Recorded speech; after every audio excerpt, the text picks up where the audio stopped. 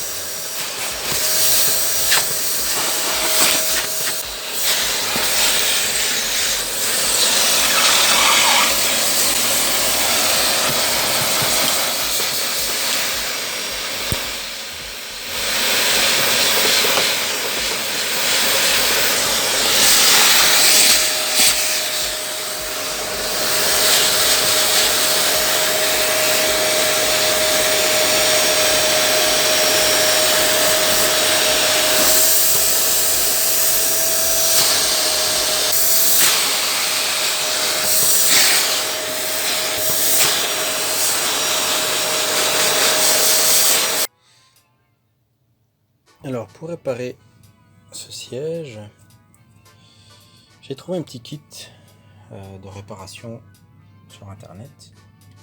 Je sais pas ce qu'il vaut. Je l'ai même pas encore ouvert pour vous dire. On va le découvrir ensemble.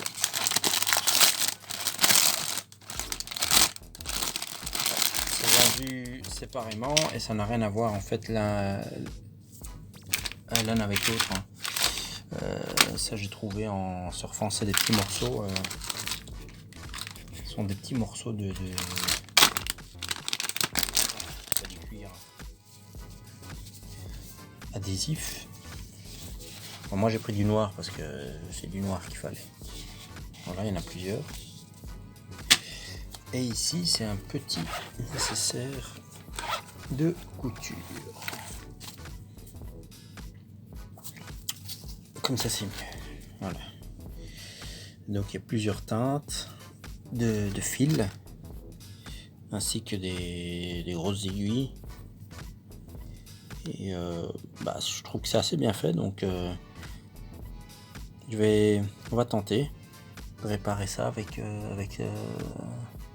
réparer le siège avec ça. Et on va voir ce que ça va donner. Si mes talents de couturière sont toujours présents. Oui, il y a dans le temps, surtout à l'école, on faisait beaucoup de travaux manuels et bizarrement, il y avait beaucoup de couture. Donc voilà. Allez, let's go.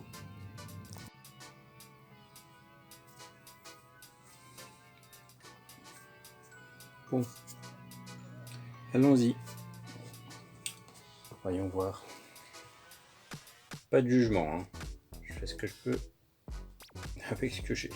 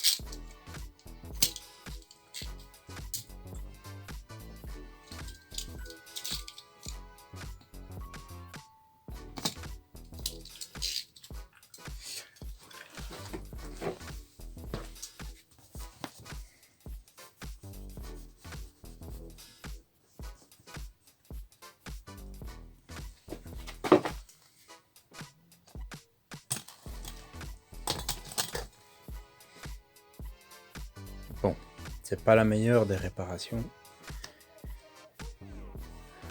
mais au moins ça empêchera le siège de se couper davantage. Et au moins ça protège les coutures. Toujours moins cher que de remplacer un siège, surtout avec l'airbag. Bon, voilà. Officiellement, l'intérieur est terminé. Bon. Allons voir ce qui se passe en dessous de la voiture.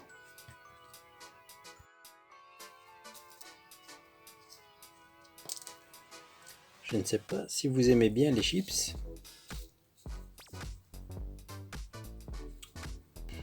Moi, généralement, oui, mais ce genre-là, beaucoup moins.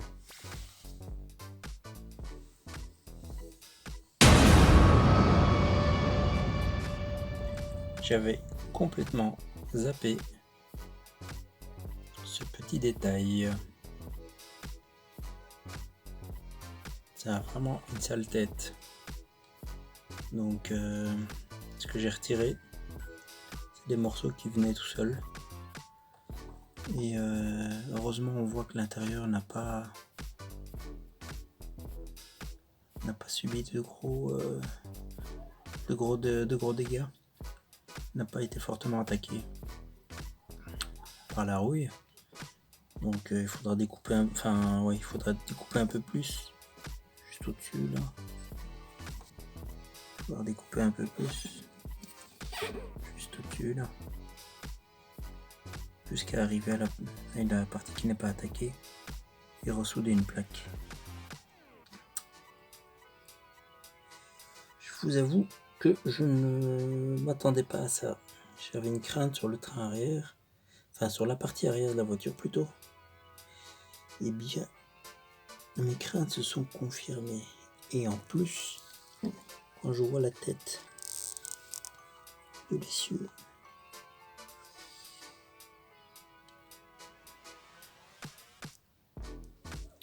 on devine juste ici, une partie bien rouillée. Si c'est de la rouille de surface, c'est pas grave.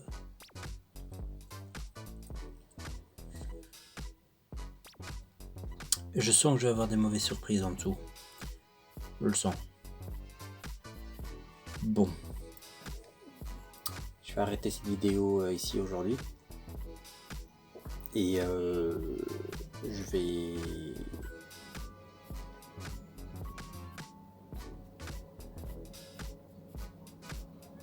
prendre mon courage à deux mains. Et la prochaine fois, on va aller voir exactement ce qui se passe en dessous. Croisons les doigts. En espérant qu'il n'y ait pas d'une trop grosse catastrophe. Petit détail, je ne sais pas si j'en ai déjà parlé. Par moment, quand je roule, je me prends une bosse. Il y a un gros clac. Comme c'est une voiture qui a été rabaissée par l'ancien propriétaire, je suis en train de me demander s'il n'y a pas une barre de torsion qui a pris cher. On verra ça la prochaine fois. D'ici là, prenez soin de vous et n'oubliez pas, préservez vos voitures. Salut!